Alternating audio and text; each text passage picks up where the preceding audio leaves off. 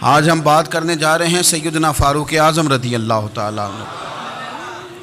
تو جناب عمر فاروق رضی اللہ تعالیٰ عنہ کا جو نظام احتساب ہے انہوں نے اس کو گھر سے شروع کیا تھا، اپنے آپ سے اس کا آغاز فرمایا تھا۔ ہمارے ہاں یہ ہوتا ہے کہ جس بندے کے اکاؤنٹ میں اچھے خاصے پیسے ہیں وہ بل جمع کرانے جائے تو اسے لائن میں نہیں لگنا پڑتا، مینیجر صاحب اسے آگے بلا لیتے، تو وہ بعد میں کیا کہہ رہا ہوتا ہے، کہتا دیکھو اللہ نے کتنی عزت دی ہے، مجھے لائن میں نہیں لگنا پڑا۔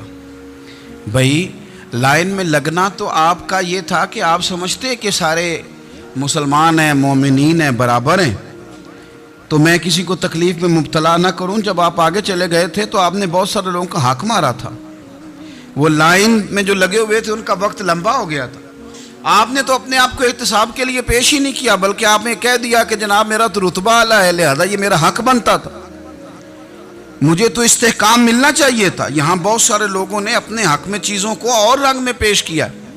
سیدنا فاروق اعظم رضی اللہ تعالیٰ عنہ نے اس نظام احتساب کو اپنے گھر سے شروع فرمایا۔ حضرت عمر فاروق رضی اللہ تعالیٰ عنہ اپنے بچوں سے فرمایا کرتے تھے کہ جب میں حکم لوگوں کو کروں گا نا، اپنی رعایا کو، مسلمانوں کو میں کوئی حکم دوں گا تو تمہیں پہلے اس پر عمل کرنا پڑے گا۔ آپ فرمایا کرتے تھے یاد رکھنا لوگ تمہیں اس طرح دیکھیں گے، لوگ اس طرح تمہیں دیکھیں گے جس طرح گوشت کھانے والا پرندہ گوشت کو دیکھا کرتا ہے۔ چیل گوشت کھاتی ہے تو کیا کبھی اس کو پیغام بھیجنا پڑا ہے کہ تو آجا یہاں گائے مر گئی ہے، بھینس مر گئی ہے؟ خود بخود اس کی نظر ہوتی ہے، وہ پہنچ جاتی ہے۔ جناب عمر فرمانے لگے میرے گھر والوں، میرے بیٹوں، میری بیٹیوں، میری اہلیہ، لوگ تمہیں اس طرح دیکھیں گے جس طرح گوشت کھانے والے پرندے دیکھتے ہیں، لہذا میں جب کسی کو عمل کروں تو پہلے تمہیں اس پر عمل کرنا پڑے گا جب میں کسی کو حکم دوں۔ آپ فرمانے لگے یاد رکھنا اگر تم نے میرا حکم نہ مانا تو غیروں نے حکم نہ مانا تو انہیں ایک سزا ملے گی، اور اگر میرے گھر والوں نے نہ مانا تو ڈبل سزا ملے گی، تم پر ڈبل سختی کی جائے گی کہ تم نے میری بات کیوں نہیں مانی۔ یہ نظام احتساب ہے۔ ہم نہ دوسروں کے بچوں کا گلا کاٹ کے اپنے بچوں کی خوشیاں لینا چاہتے ہیں، ہم چاہتے ہیں کہ دوسروں کے بچوں کے حصوں کا مال میرے گھر میں آ جائے، آ جاتا ہے۔ کچھ لوگوں کی سیاست چل جاتی ہے، کچھ لوگوں کا فریب اور فراڈ کام کر جاتا ہے، لیکن وہ گھر روشن نہیں ہوتے۔ ان گھروں میں پیسہ ہوتا ہے پر قرار رخصت ہو جاتا ہے، ان گھروں میں آسانیاں اور وسعتیں تو آ جاتی ہیں لیکن ایک دوسرے کا احترام ختم ہو جاتا ہے۔ سیدنا فاروق اعظم رضی اللہ تعالیٰ عنہ کا یہ طریقہ تھا کہ وہ اپنے بچوں پر سختی کرتے۔ آپ ہمارے ملک میں یہ نظام ہے، موجودہ حکمران ہو یا ان سے پچھلے، بچے سب کے ملک سے باہر رہتے ہیں، یہاں رہتے ہیں تو محلات میں، باہر جاتے ہیں تو بڑی بڑی آسائشوں میں۔ ان کے بچوں کے لیے قانون بھی الگ سے ہیں، قاعدے بھی الگ سے ہیں، اور ہمارے ملک کے اندر تو ایک باقاعدہ پروٹوکول کا سسٹم ہے، اس سسٹم سے گزر کر بڑے بڑے لوگ چلنا پسند کرتے ہیں۔ ہمارے زمانے میں بھی کچھ چیزیں سرکاری ہوتی ہیں خالص، لیکن عجیب نظام ہے نا، ہر چیز کا کرایہ بڑھ جاتا ہے، سرکاری دکان کا نہیں بڑھتا۔ باقی دکانیں 5-6 سال کے لیے ملتی ہیں، سرکاری دکان پہ آپ قبضہ کرنا چاہیں تو پورے 100 سال کے لیے مل جاتی ہے۔ چونکہ یہ عام عوام کی پراپرٹی ہے تو اس کے ساتھ جو مرضی کو سلوک کرے۔ ایک سرکاری چراگاہ تھی جس کے اندر جانور چرا کرتے تھے، ہمارے ہاں بھی پنجاب میں کچھ جگہ ہوتی ہیں تو ہم لوگ کہتے ہیں شام لاٹ ہے۔ سرکاری چراگاہ میں جانور چرا کرتے تھے۔ حضرت عمر فاروق رضی اللہ تعالیٰ عنہ کے صاحبزادے سیدنا عبداللہ ابن عمر رضی اللہ تعالیٰ عنہ نے بھی ایک اونٹ خرید لیا، تو سب لوگوں کے جانور سرکاری چراگاہ میں چرتے تھے، آپ نے بھی اپنا جانور وہاں چرنے کے لیے، کھانے پینے کے لیے چھوڑ دیا۔ وہ جب اونٹ آیا تو پتلا تھا، کچھ دنوں کے بعد وہ فربا ہو گیا، طاقتور ہو گیا، موٹا تازہ ہو گیا۔ حضرت سیدنا عبداللہ ابن عمر رضی اللہ تعالیٰ عنہ نے بیچا تو وہ ڈبل قیمت سے بھی زیادہ کا بکا، کیونکہ پہلے دبلا پتلا تھا، اب موٹا تازہ فربا ہو گیا۔ حضرت سیدنا فاروق اعظم رضی اللہ تعالیٰ عنہ کو پتہ چلا تو بلایا، فرمایا پتر اونٹ بیچ دیا ہے؟ ابا جی بیچ دیا ہے۔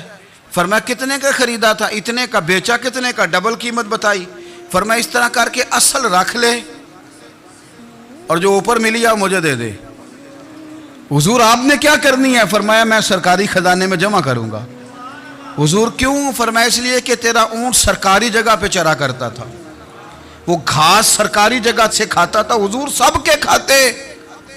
हज़रत अब्दुल्लाह इब्न उमर कहने लगे सबके खाते हैं। आप फरमाने लगे तू सब में शामिल नहीं है, तू अमीरुल मोमिनीन का बेटा है, तुझे मैं ये हक नहीं दे सकता, तेरे ऊपर थोड़ी सख्ती ज्यादा की जाएगी, तुझे ये हक नहीं मिलेगा। तू अपने ऊंट को चूंकि सरकारी चरागाह में चराया करता था, लिहाजा तुझे वो जो असल रकम यहां जमा करानी पड़ेगी। हमारे तो बच्चे, पहली बात तो यह है कि बात ही नहीं सुनते।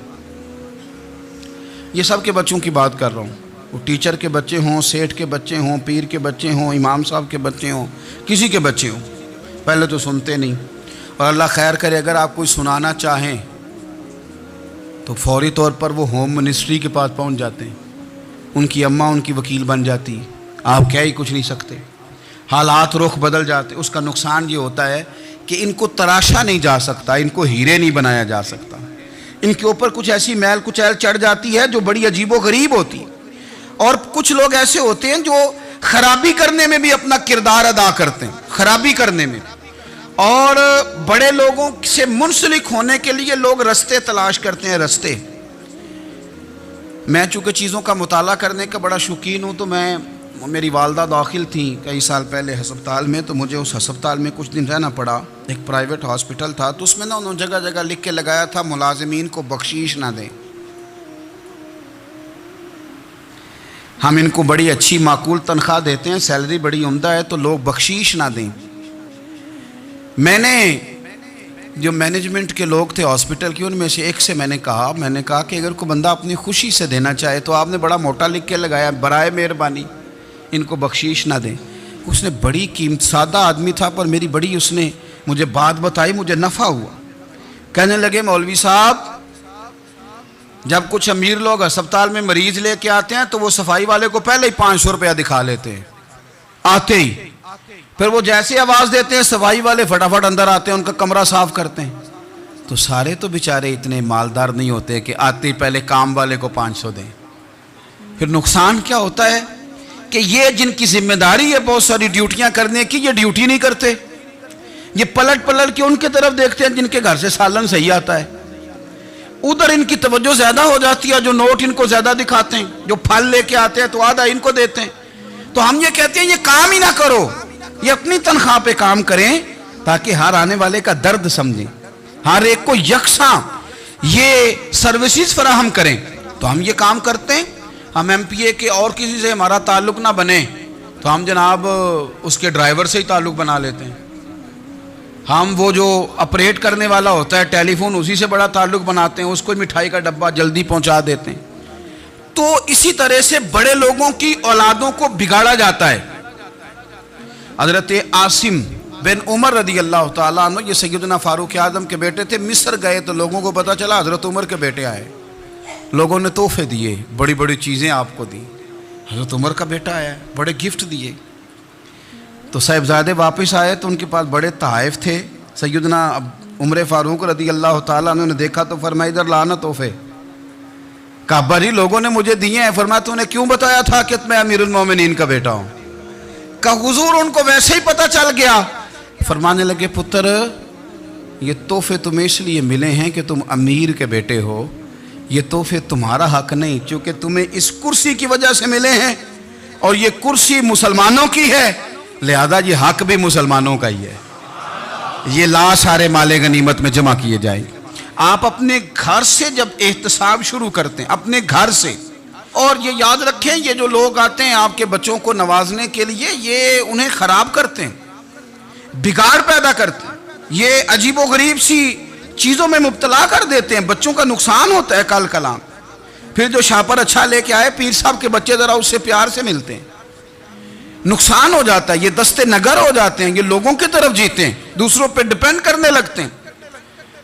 हजरत अबू मूसा अशअरी रदी अल्लाह ताला उन्होंने पहले तो एक कलीन बड़ा सोना था, तो आपने हजरत उमर के घर भेज दिया कि चलो उनके घर में उनकी अहलिया बिछा लेंगी। कहीं से तोहफा आया, फिर वो जिस कमरे में माले गनीमत और ख़जाना रखा जाता था उसकी सफाई कर रहे थे तो एक दिनार मिल गया। تو وہ دینار بچے سارے جا رہے تھے، تو ان میں سے حضرت عمر کے ایک بیٹے کو چھوٹے کو بلایا اور بلا کے کہا پتر یہ دینار لے لو۔ حضرت عمر نے دیکھا کہ بیٹے کے ہاتھ میں دینار بھی ہے اور گھر میں قالین بھی ہے۔ ایک موقع پہ وہ قالین گیا، ایک موقع پر بچے کو ایک دینار دیا۔ تو حضرت عمر اپنی اہلیہ سے پوچھنے لگے یہ کہاں سے آیا قالین؟ کہا جناب ابو موسیٰ اشعری رضی اللہ تعالیٰ عنہ نے بھیجا ہے۔ بیٹے سے پوچھا دینار کہاں سے آیا؟ کہا مجھے انہوں نے ہی دیا ہے۔ آپ نے وہ دینار بھی لیا اور قالین بھی لیا اور اس کو لپیٹا اور جناب ابو موسیٰ اشعری کو بلایا اور اتنے سخت ناراض تھے، فرمانے لگے ابو موسیٰ اشعری سے کہنا میرے پاس پیدل آئے، گھوڑے پہ نہ آئے۔ اور جب آئے حضرت ابو موسیٰ اشعری تو جناب عمر اتنے ناراض ہوئے کہ وہ قالین لپیٹ کے تو ان کے سر پہ مار دیا۔ فرمانے لگے پکڑو اپنا دینار، تمہیں پورے مدینے میں میرے بیٹے کے علاوہ کوئی اور نہیں ملے تھا جسے تم خراب کر سکو، میرا پتر ہی ملا تھا بگاڑنے کی، کس نے اجازت دی تم میرے بیٹے کو دینار دو؟ کیوں لائے تم میرے گھر میں قالین؟ حضرت عمر فاروق رضی اللہ تعالیٰ عنہ فرمانے لگے میں زمین پہ سونے کا عادی ہوں، زمین چٹیل بھی ہو تو رب کا بندہ بن کے سوتا ہوں تو اللہ مجھے آرام اور سکون کی نیند عطا فرما دیتا ہے، مجھے تمہارے مخملوں کی اور قالینوں کی ضرورت نہیں ہے۔ احتساب یہاں سے شروع ہوتا ہے بھائی، یہاں ہم نہ اپنے گھر میں بیٹھ کے مایوس باتیں کرتے ہیں، اور فلانے کے بچے کہاں پہنچ گئے، فلانے کے بعد بڑا پیسہ آ گیا، میں کچے مکان میں رہوں، میں یہ کروں، دیکھو مجھے نہیں سہولی۔ یہ تو آپ مایوسی والی باتیں کر رہے ہیں، یہ تو آپ کمزور باتیں کر رہے ہیں، یہ تو اس طرح کی باتیں تو ہارے ہوئے لوگ کرتے ہیں۔ اس طرح کا لب و لہجہ تو ان لوگوں کا ہوتا ہے جو احساس کمتری کا شکار ہوتے ہیں۔ یہ آپ نے کس طرح کا لب و لہجہ، اور اپنے بچوں کو آپ بھکاری بنا رہے ہیں تاکہ دوسروں کو دیکھیں تو مایوس ہو جائیں۔ اٹھ باندھ کمر کیوں ڈرتا ہے، پھر دیکھو خدا کیا کرتا ہے۔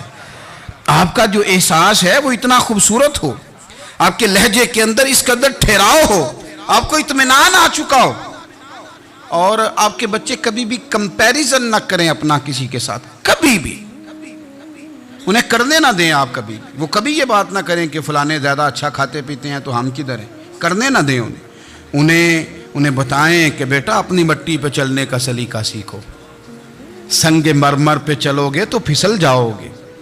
ان کو بتائیں کہ جو تمہارے پاس ہے یہ خدا کا عطیہ ہے، اسی پر تم نے قناعت کرنی کبھی بھی۔ حضرت زید بن حارثہ سے نبی پاک صلی اللہ علیہ وسلم کو بڑا پیار تھا، پھر ان کے بیٹے حضور کے غلام زادے حضرت اسامہ بن زید کے ساتھ بھی حضور بڑا پیار کرتے، لیکن یہ تو مسلمہ حقیقت ہے نا کہ عظمت اور شان تو سیدنا فاروق اعظم کی زیادہ ہے۔ امت کا اتفاق ہے کہ نبیوں کے بعد سب سے بڑا درجہ جناب صدیق اکبر کا، اور پھر اللہ نے مقام عطا کیا حضرت فاروق اعظم کو، یہ بڑے لوگ تھے۔ ایک دفعہ مال تقسیم ہو رہا تھا تو حضرت عمر رضی اللہ تعالیٰ عنہ نے نا حضرت اسامہ بن زید کو 4000 دینار دیے اور اپنے بیٹے عبداللہ ابن عمر کو 3000 دینار دیے۔ تو حضرت عبداللہ ابن عمر گھر جا کے کہنے لگے ابا جی اسامہ میں وہ کون سی خوبی ہے جو میرے اندر نہیں، اور اسامہ کے باپ میں وہ کون سی خوبی ہے جو آپ کے اندر نہیں۔ تو حضرت عمر کی عاجزی دیکھیے، حالانکہ بالاتفاق دنیا جانتی ہے کہ جناب عمر فاروق رضی اللہ تعالیٰ عنہ افضل ہیں، پھر بھی پتہ اپنے بیٹے سے کیا کہتے ہیں؟ فرماتے ہیں او سن یار، وہ خدمت گزار ہیں نبی پاک کے، وہ بھی حضور کے گھر میں ڈیوٹی کرتے، نوکری کرتے، اور ان کے بیٹے بھی حضور کی نوکری کرتے، یہ خدمت گزار ہیں۔ فرمانے لگے اگر تو نے پوچھ لیا تو سن، پھر میری تو رائے یہ ہے کہ تیرے سے زیادہ اسامہ بن زید حضور کی نظر میں پیارے ہیں، اور اسامہ کا باپ تیرے باپ سے زیادہ نبی پاک کا پیارا ہے۔ کوئی کمپیریزن کرنے نہیں دیا، بچوں کو کسی ایسی جگہ کھڑے ہونے نہیں دیا، فرمایا یہ وجہ ہے، یہ انداز ہے کہ تو زیادہ پیارا ہے۔ حضرت عمر فاروق رضی اللہ تعالیٰ عنہ پسند نہیں کرتے تھے، ذرا برابر بھی پسند نہیں کرتے تھے کہ کوئی شخص اور مال آتا تو اپنے رشتہ داروں کو نوازنے سے بچتے۔ مال غنیمت آتا ہے نا، ہمارے ہاں تو اللہ خیر کرے جب کوئی بندہ کونسلر بنتا ہے، چیئرمین بنتا ہے تو ٹھیکہ کس کو دیتا ہے؟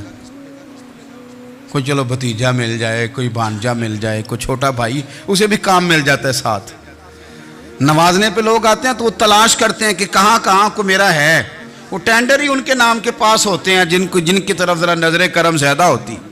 حضرت عمر فاروق مال تقسیم کر رہے تھے تو بیٹی آگے کہنے لگی ابا جی رشتہ داروں کا بھی حق ہوتا ہے, آپ سب کو دیتے ہیں, آپ کے اپنے آپ کے قریب ہی نہیں آتے. تو حضرت عمر فاروق نے کیا لفظ کہے, کیا حقیقت ہے, کیا حسن ہے. فرمانے لگے پتر یہ مال تیرے باپ کا نہیں مسلمانوں کا ہے, جب تیرے باپ کا ذاتی مال ہوگا تو اپنے رشتہ داروں کو دے گا, یہ مسلمانوں کا مال ہے, یہ اسی حساب سے تقسیم ہوگا جو عدل کا حساب ہے, جو ترازو ٹھیک ہے. فرمایا تو مجھے یہ مشورہ نہ دے, یہ مسلمانوں کا مال. یہاں سے نظام احتساب شروع ہوتا ہے, یہاں سے انسان آگے بڑھتا ہے, اور پھر کوئی تکلف نہیں کسی پر حضرت عمر کا, کوئی چھوٹا ہے یا بڑا ہے. حضرت ابو سفیان رضی اللہ تعالیٰ عنہ سردار رہ چکے ہیں مکے کے, بڑے آدمی,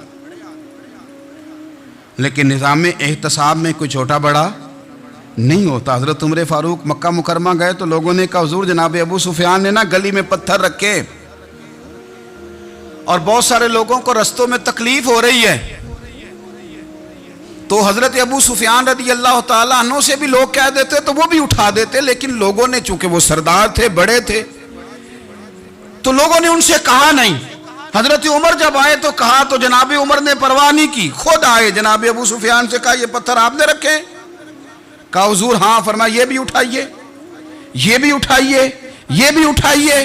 جب وہ اٹھا رہے تھے تو حضرت عمر کہہ رہے تھے شکر نہیں اللہ کا کہ عمر کہہ رہے ہیں اور ابو سفیان مانتے جا رہے ہیں. شکر نہیں, یہ نظام احتساب ہے کہ بڑا ہو یا چھوٹا ہو اس کو یہ حق حاصل نہیں ہے کہ مسلمانوں کو وہ کسی تکلیف میں کسی بھی صورت میں مبتلا کرے, کہیں بھی کسی جگہ بھی, اس کو یہ والی اجازت نہیں. حضرت سیدنا عمر فاروق رضی اللہ تعالیٰ عنہ. پھر ایک اور بات تھی, میں کئی دفعہ یہ بات کہتا ہوں اور مجھے ذاتی طور پر اس کا بڑا تجربہ ہے. کچھ لوگ نا خوشامد پسند ہو جاتے ہیں, بڑی عمدہ تعریف کرتے ہیں, اوئے ہوئے ہو پول باندھتے ہیں پورے, آپ کے پاس آئیں گے تو کہیں گے جناب آپ سے زیادہ اچھا بندہ ہی کوئی نہیں. تو وہ نا آپ سے کام نکلواتے ہیں, پھر وہ کسی دوسرے کے پاس جاتے ہیں تو اسی طرح کا رویہ وہ دوسروں کے ساتھ کرتے ہیں. یہ عام لوگوں میں بھی مرض ہوتا ہے, عام لوگوں میں بھی. اور بادشاہ ہو بندہ اگر, پھر تو اس کا دل کرتا ہے میں اگر بادشاہ سلامت ہوں تو دو چار بندے دیہڑی پہ رکھ لوں پر میری تعریف ضرور کریں. پابندی ہوتی ہے, لوگ یہ کام بڑے شوق سے کرتے ہیں. اور شیخ سعدی فرمایا کرتے تھے لکڑی کو گھن کھا جاتی ہے اور بڑے لوگوں کو خوشامد کھا جاتی ہے خوشامد. حضرت عمر فاروق رضی اللہ تعالیٰ عنہ اس معاملے میں بھی بڑے مضبوط تھے. ویسے مجھے اور آپ کو اچھا کون لگتا ہے؟ ہماری غلطیاں بتانے والا. ہمارے ایسا فرمایا کرتے تھے اپنے دشمنوں کی باتوں پر بھی غور رکھو, تمہارے دشمن تمہیں نکھار دیتے ہیں, تمہارے اندر جو کوتاہیاں ہوتی ہیں وہ تمہیں پتہ چل جاتی ہیں کہ یہاں میری اصلاح ہو رہی, ان پر غور کرو وہ کیا کہتے ہیں. حضرت عمر فاروق کی تعریف کی ایک بندے نے, کمال تعریف کی. وہ اس کا خیال تھا کہ رزلٹ بڑا شاندار آئے گا, بادشاہ کی تعریف ہوتی تھی تو پھر تھیلی جاتی تھی اشرفیوں کی, کمال رزلٹ آئے گا. تو حضرت عمر جب وہ پوری کر چکا نا بات تو فرمانے لگے تو خود بھی ہلاک ہوا اور مجھے بھی ہلاک ہی کر دیا ہے, خود بھی تباہ ہوا ہے مجھے بھی تباہ کر دیا. کس طرح کی باتیں کر رہا ہے. ایک بندہ اور آیا اور اس نے آ کے کہا کہ پوری امت میں سب سے افضل ہے فاروق اعظم آپ ہی ہیں.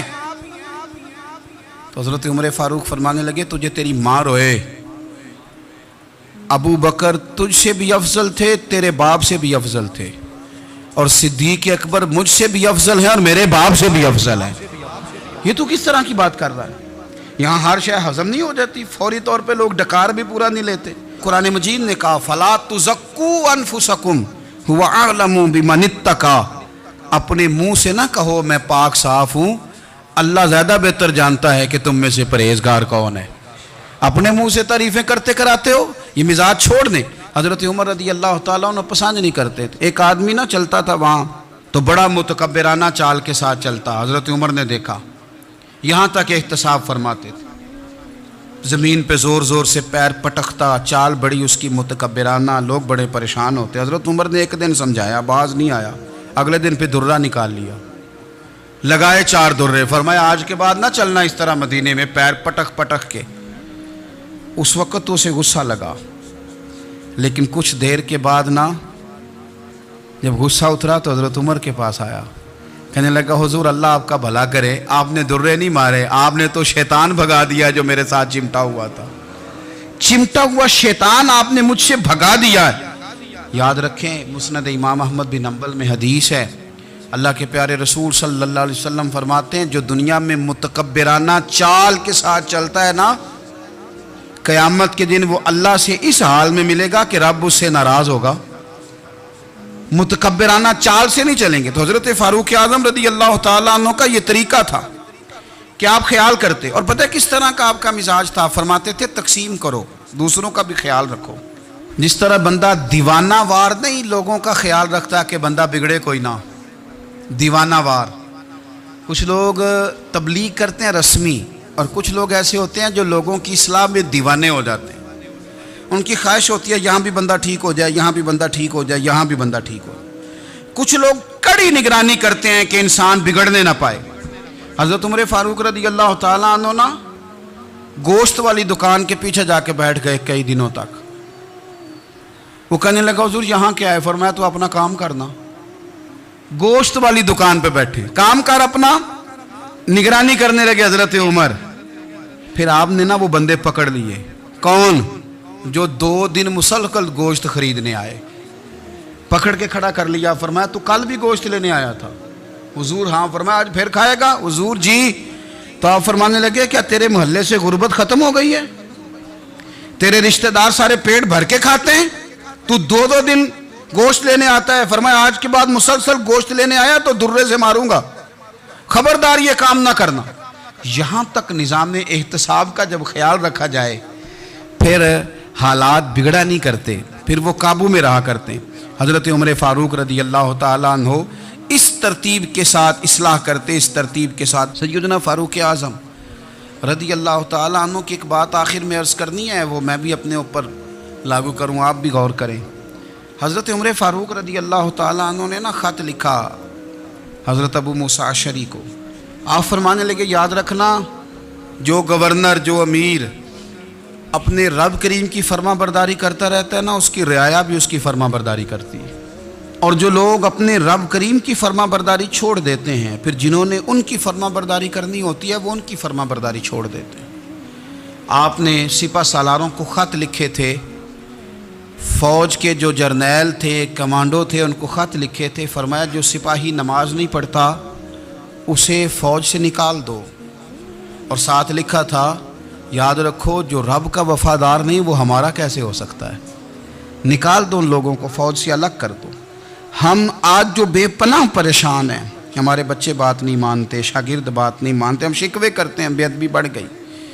ادب کے ساتھ میں گزارش کروں گا بڑوں کی بارگاہوں میں، جو میری طرح کے بڑے بنے ہوئے ہیں، بزرگوں سے نہیں بات کرتا، ان سے میں کہوں گا کہ ہمیں ایک دفعہ اپنے اوپر بھی تو غور کر لینا چاہیے، کہیں ایسا تو نہیں ہے کہ ہم جب تک اللہ تعالیٰ کے فرما بردار تھے، جب تک ہم تقوی کے معیار پر تھے، ہماری بات ماننے والے ہماری بات مان رہے تھے، کہیں ایسا تو نہیں کہ ہم اس معیار سے ہل گئے ہیں تو اب جو ہمارے فرما بردار تھے وہاں سے ہل گئے۔ حضرت عمر رضی اللہ تعالیٰ عنہ فرمایا کرتے تھے کہ لوگوں کو عجب میں مبتلا نہیں ہونا چاہیے، خود پسندی کا جو ماحول ہوتا ہے اس سے لوگوں کو ہمیشہ نکلنا چاہیے۔ حضرت عمر کے ایک صاحبزادے نے کنگھی کر لی، اچھا لباس پہن لیا تو درہ مارا جناب عمر نے، تو آپ کی بیٹی کہنے لگی ابا یہ تو بالکل جائز ہے، اچھے کپڑے پہننا، اچھا لباس پہننا اور سر میں کنگھی کر لینا، اس پر درہ کیوں مار دیا؟ تو آپ فرمانے لگے بیٹا یہ خود پسندی میں مبتلا ہونے لگا تھا، یہ اپنے آپ کو بہت بھلا سمجھنے لگا تھا، اس کا خیال تھا کہ میں یوں میرے علاوہ کوئی نہیں، یہ اس مقام پہ جا رہا تھا جہاں اس کی تربیت رک جاتی، اس لیے درہ مارا ہے۔ ایک دفعہ حکومتی معاملات کے اندر آپ کی اہلیہ نے مشورہ دینا چاہا، بڑے کام بیویاں نہیں کرتی، بڑے بڑے معاملات میں مداخلت نہیں کرتی۔ ہمارے بر صغیر میں وہ بادشاہ نہیں گزرا کہ جو فیصلہ کرتا تھا تو کرسی پہ بیٹھ جاتا تھا اور پردے کے پیچھے اس کی بیوی بیٹھ جاتی تھی، اور جب وہ فیصلہ سنانے لگتا تو یوں گردن پیچھے کرتا اور اہلیہ جو کہتی وہ فیصلہ سنا دیتا۔ لیکن ایک دفعہ خاتون نے ایک آدمی کو حضرت عمر نے معزول کیا تو آپ کی اہلیہ نے، اس آدمی کی اہلیہ حضرت عمر کی اہلیہ سے ملی ہوں گی، تو خاتون نے ذرا سفارش کرنی چاہی تو جناب عمر فاروق رضی اللہ تعالیٰ عنہ کے ہاتھ میں عصا تھا، ڈنڈا تھا، 2-3 دفعہ زمین پہ مارا، فرمایا تمہیں کس نے اجازت دی ہے حکومتی معاملات میں مشورہ دینے کی؟ یہ مشورہ مولا علی دیں گے یا عثمان غنی دیں گے؟ آپ کو کس نے اجازت دی؟ وہ حکومتی معاملات، وہ مسلمانوں کا اجتماعی معاملہ، وہ مسلمان دیکھیں گے، آپ کو اس میں آنے کی اجازت نہیں ہے۔ جو آپ کی ذمہ داریاں ہیں، آپ کے حقوق ہیں، ان پر آپ بات کریں۔ تو بھائی نظام میں احتساب اپنی ذات سے شروع کریں۔ ہماری اولادیں، ہمارے بچے، وہ باہر سے انہوں نے زیادہ اثر نہیں لیا، ہم نے انہیں بتایا ہے کہ ہم بڑے غریب ہیں، ہم بڑے مجبور ہیں، ہم تو بڑے کمزور ہیں، ہماری تو سنتا کوئی نہیں، یہ تو امیروں کا ملک ہے، اس میں تو فلانے کو اہمیت حاصل ہے۔